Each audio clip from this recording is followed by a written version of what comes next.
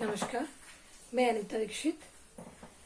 बहुपद की आज इस कक्षा को आगे बढ़ाते हुए हम एक नया टॉपिक डिस्कस करेंगे, वो है गुणनखंड प्रमेय यानी कि फैक्टर थ्योरम।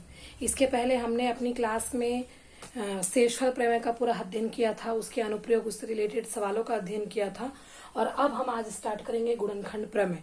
लेकिन आपको ये याद रखना है कि गुणनखंड प्रमेय के लिए भी आपको शेषफल प्रमेय का माइंड में होना जरूरी है।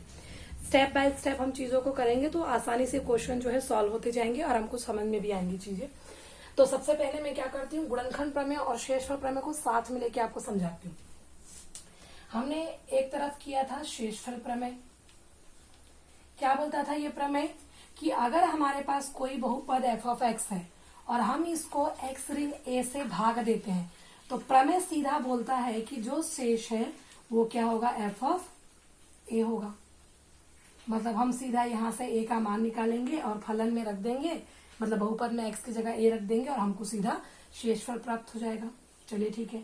तो गुणनखंड प्रमेय क्या बोलता है? गुणनखंड प्रमेय ये बोलता है कि यदि किसी बहुपद एफ ऑफ एक्स को हम एक्स ऋण ए से भाग देते हैं और अगर इसमें प्राप्त होने वाला शेषफल शून्य होता है तो ये जो भाग देने वाला जो भाजक है वो इस बहुपद का गुणनखंड कहलाएगा।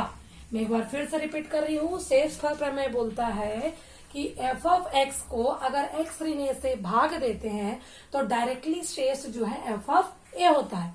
और गुणनखंड प्रमेय क्या बोलता है कि किसी भी बहुपद एफ ऑफ एक्स को एक्स ऋण ए से भाग दे रहे और अगर आने वाला जो शेष है वो अगर शून्य है तो ये जो है उसका गुणनखंड है, अगर शून्य नहीं है तो गुणनखंड नहीं है। दोनों को मिला के हम किस प्रकार लिख सकते हैं कि अगर एफ ऑफ एक्स है, हमने एक्स ऋण ए से भाग दिया, शेषफल प्रमेय के हिसाब से उसका शेष एफ ऑफ ए है।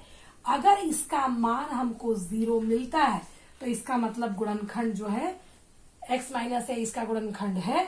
अगर ये शून्य नहीं मिलता है तो गुणनखंड नहीं है। आई होप कंसेप्ट थोड़ा सा समझ में आ गया होगा।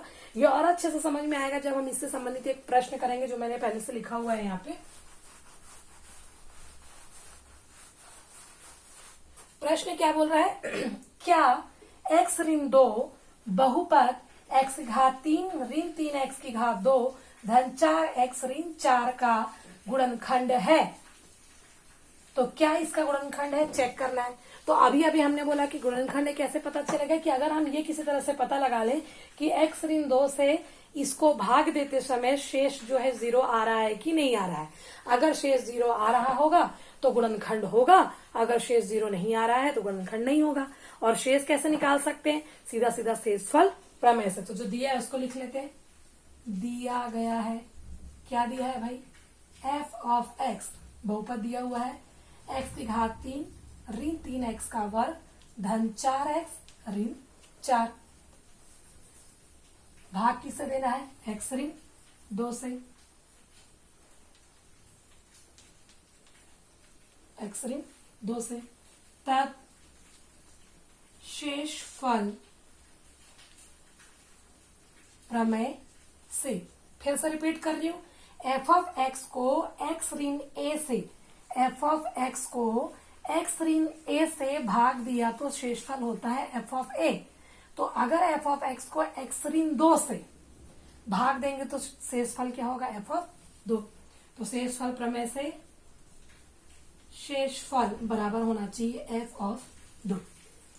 आई होप कि ये कहां से आया ये आपको समझ में आ गया होगा।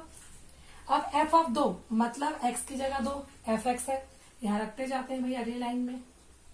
एफ ऑफ 2 बराबर एक्स की घात 3 मतलब 2 की घात 3, 3 का 3 एक्स की घात 2 मतलब 2 की घात 2 धन 4 एक्स की जगह 2 और ये आपके पास ऋण 4। हल कर लेते हैं। 2 की घात 3 मतलब 2 गुणित 2 गुणित 2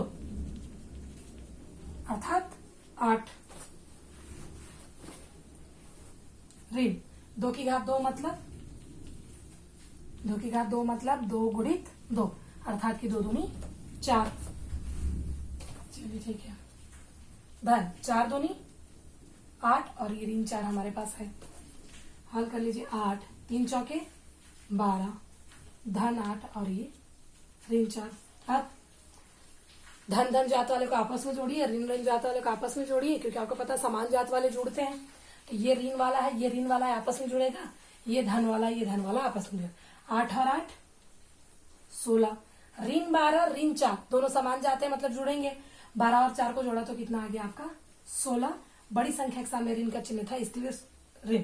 16 ऋण 16 कितना आया 0, क्योंकि शेष फल बराबर 0, अतः क्या होगा x ऋण 2 बहुपद f(x) का एक गुणनखंड होगा। ये हमारा सवाल हल हो गया। एक बार मैं फिर से रिपीट करती हूँ।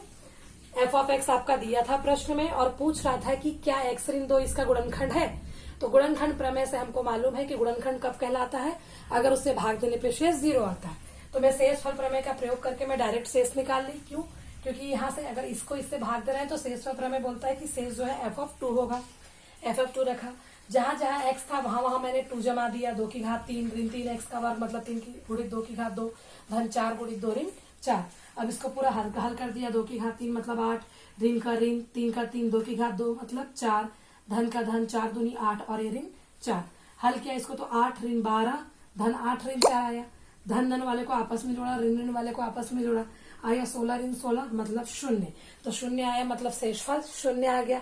गुणनखंड प्रमेय बोलता है कि अगर शेष 0 आ रहा है तो वो जो भाजक है वो उस बहुपद का क्या होगा, एक गुणनखंड होगा।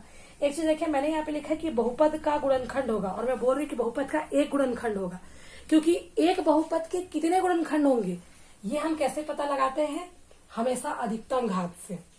कोई भी बहुपद है उसके जितने अधिकतम घात होंगे उतने उसके गुणनखंड होंगे। जैसे इसमें घात 3 है मतलब इसमें आपको x के 3 मूल मिलेंगे, 3 घात मिलेंगे। आगे आगे जब आप पढ़ेंगे तो वर्ग समीकरण का एक पूरा चैप्टर है, एक चरों का वर्ग समीकरण, तब हम उस पर देखेंगे, उसमें पढ़ेंगे तो आपको समझ में आएगा कि मूल शब्द, शून्य शब्द, शून्य शब्द ये सबका प्रयोग करते हैं।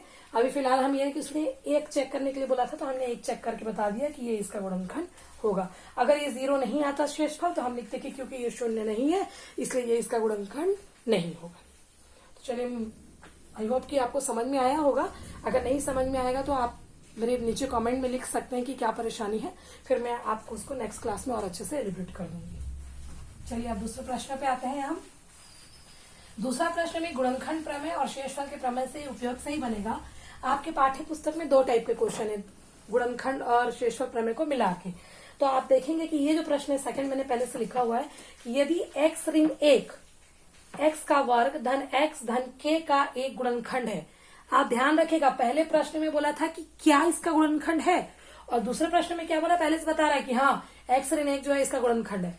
तो x ऋण 1 उसका गुणनखंड कैसे होगा? गुणनखंड प्रमेय तो बोलता है कि गुणनखंड तभी होगा जब उसका शेष 0 आएगा। मतलब अगर इससे इसको भाग देंगे तो ये तो फिक्स है कि शेष क्या आएगा, 0 है। चलिए तब k का मान ज्ञात कीजिए। तब हमको k का मान ज्ञात करना। चलिए उसको हल करके देखते हैं। पहले लिख लेते हैं, दिया गया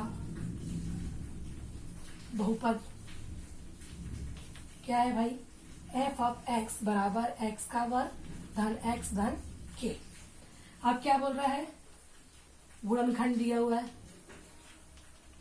x ऋण 1। याद रखना इसमें चेक नहीं करना है, इसमें पहले से बोल दिया है कि ये इसका गुणनखंड है। तो अगर ये है तो हम भी बोलेंगे भाई कि अगर ये गुणनखंड है तो हमको पता है कब होता है गुणनखंड, जब शेष 0 होता है। तब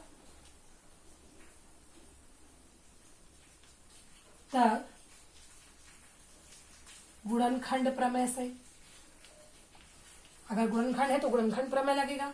क्या बोलेगा कि शेषफल बराबर 0।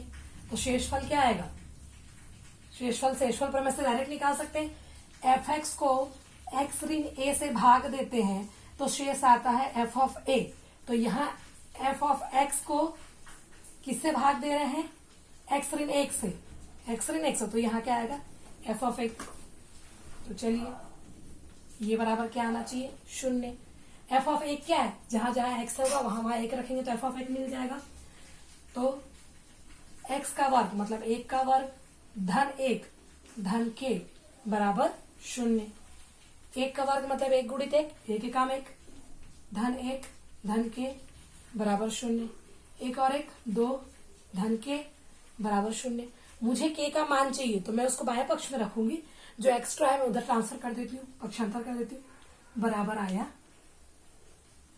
ऋण 2। तो इसका मतलब क्या है, के का मान ही हमको ज्ञात करना था। तो इस प्रश्न में क्या बोला था कि यदि इसका गुणनखंड है तो के का मान ज्ञात करो। मैंने लिख लिया कि हाँ दिया गया बहुपद ये है, गुणनखंड बोल रहा है कि वो x ऋण 1 है, ठीक है। तो गुणनखंड प्रमेय क्या बोलता है कि अगर गुणनखंड है तो शेषफल शून्य होना चाहिए। मेरे को शेषफल प्रमेय पता है, यहाँ चाहो तो लिख सकते हो साइड में,